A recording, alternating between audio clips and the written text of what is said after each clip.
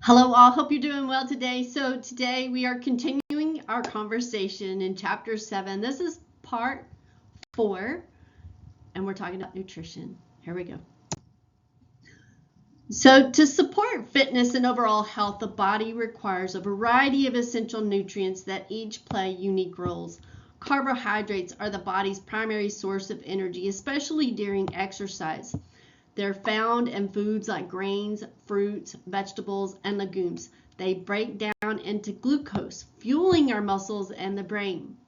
Now, fats are a concentrated energy source. When we talk about nutrition and fitness, maintaining water balance is crucial for proper bodily functions such as temperature regulation, nutrient transport, and waste removal. Adequate hydration supports optimal physical and mental performance, especially during exercise. A well-balanced diet is necessary to provide all the essential nutrients the body requires for energy, growth, repair, and overall health. So consuming a variety of foods from all nutrient groups ensures the body functions efficiently and recovers properly from physical activity.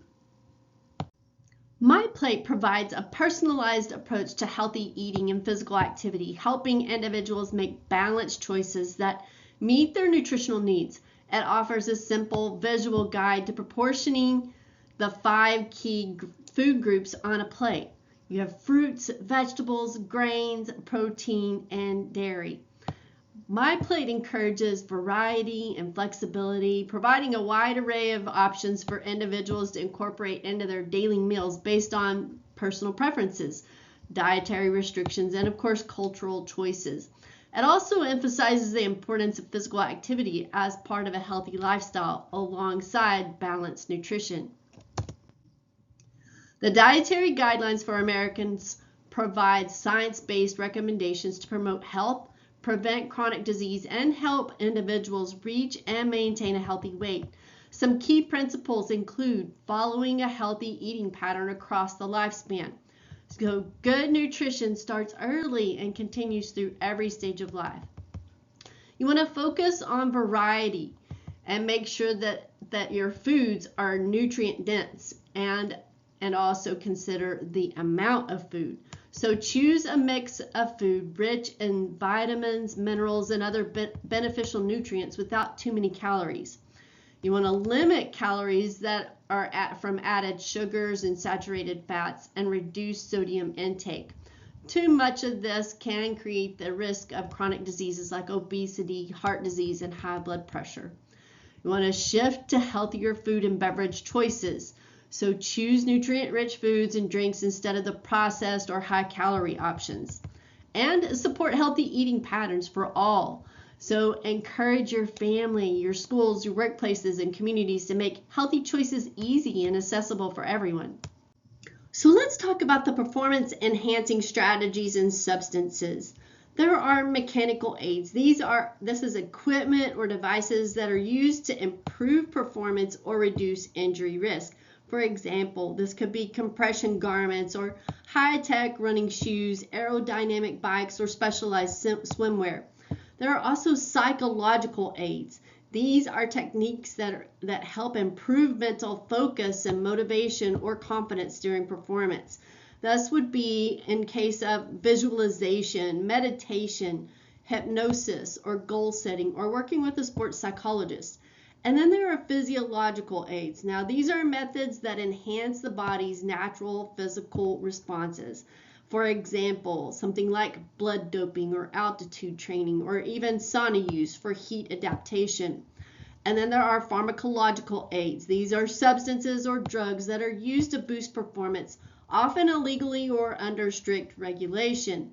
Now, for example, this would be anabolic steroids, stimulants, beta blockers, EPO, which is erythropoietin, and human growth hormone, or HGH. These can increase strength, endurance, focus, or reduce fatigue, but they carry serious health risk and ethical concerns as well. And then there are nutritional aids. These are legal dietary supplements or specific eating strategies designed to improve performance or recovery. For example, creatine, caffeine, protein powders, electrolyte drinks, and carbohydrate loading. We're going to talk about a few of these in our next few slides.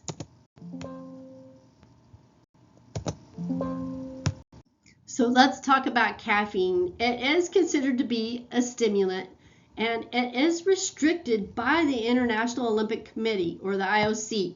The standard limit for athletes is approximately the equivalent of 4 to 6 cups of coffee.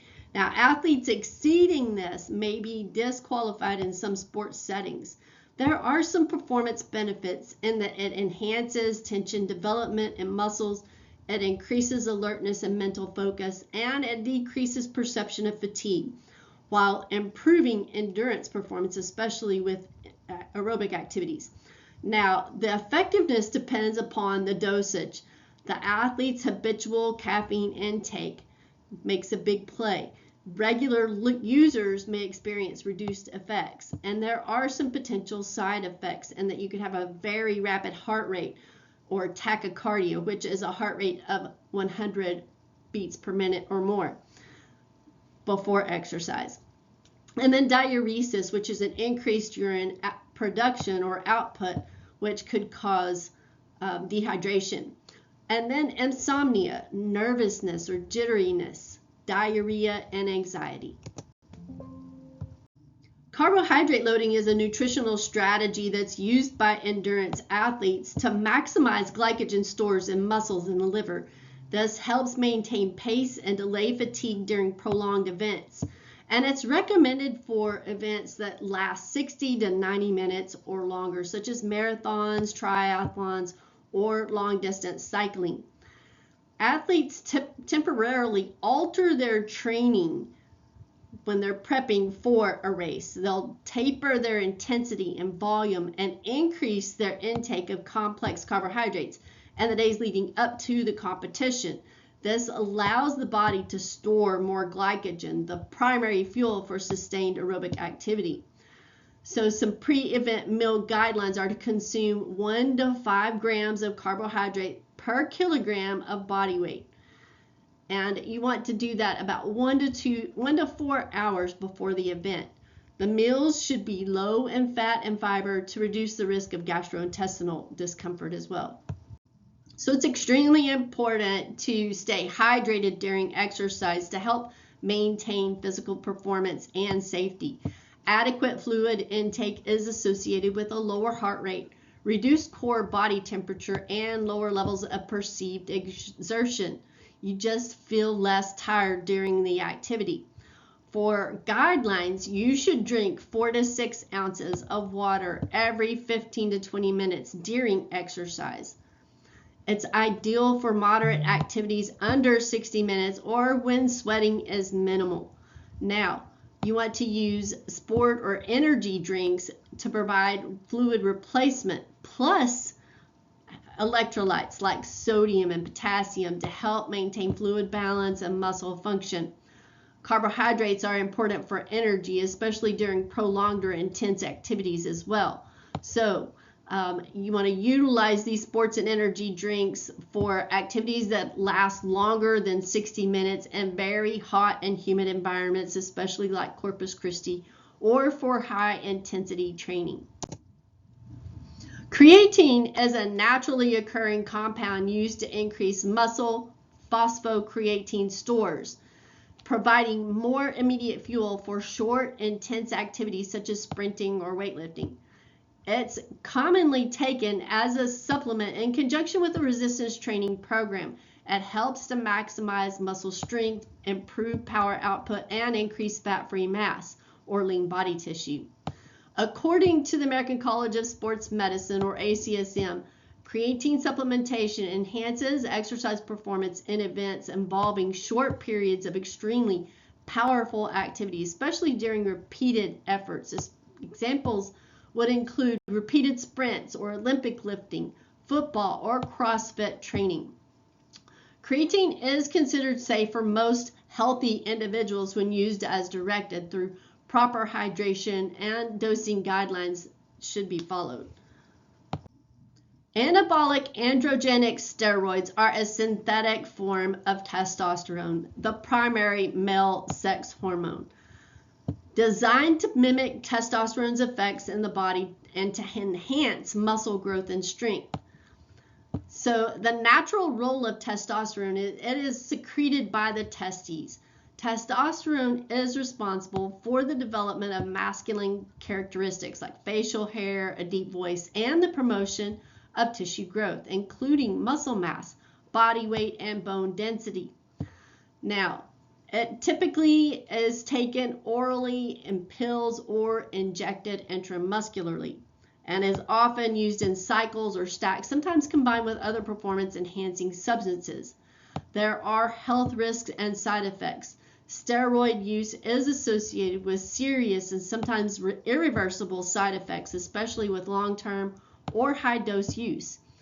Chronic use may include increased risk of heart disease, liver tumors and liver damage, certain types of cancer, high blood pressure or hypertension, mood swings, depression and aggressive behavior like roid rage, and hormonal imbalances, causing reproductive issues and stunted growth in adolescence. It is typically banned in most sports by governing bodies like the World Anti-Doping Agency or WADA, and you can only use it without a prescription, with a prescription in severe cases. So without a prescription, it is illegal in many countries. So a few talking points for chapter 7 when we're talking about exercise physiology and fitness. Fitness programs and nutritional programs should be tailored to meet the unique needs of each individual, regardless of gender, race, ethnicity, socioeconomic status, their disability, or sexual identity. It is also essential to educate people about body fat and health, to combat fat phobia, to reduce stigma, and challenge harmful biases based on body size. And all individuals, whether living in urban, suburban, or rural areas, should have equitable access to healthy food and beverage options, regardless of income or background. So some future trends in exercise science and performance. The use and development of ergogenic aids, including legal and illegal substances like performance-enhancing drugs and energy drinks, will continue as athletes seek improved performance. Now, technological advancements will enhance the accuracy and efficiency of performance measurements, such as VO2 max testing, heart rate monitoring, and individualized training zones. And as the population ages and athletic performance evolves, exercise science and physiology will remain key fields within kinesiology, driving innovation and personalized training approaches. And that is all that I have for you today. That is the end of chapter 7. We'll be going into more later on down the road. Have a great day.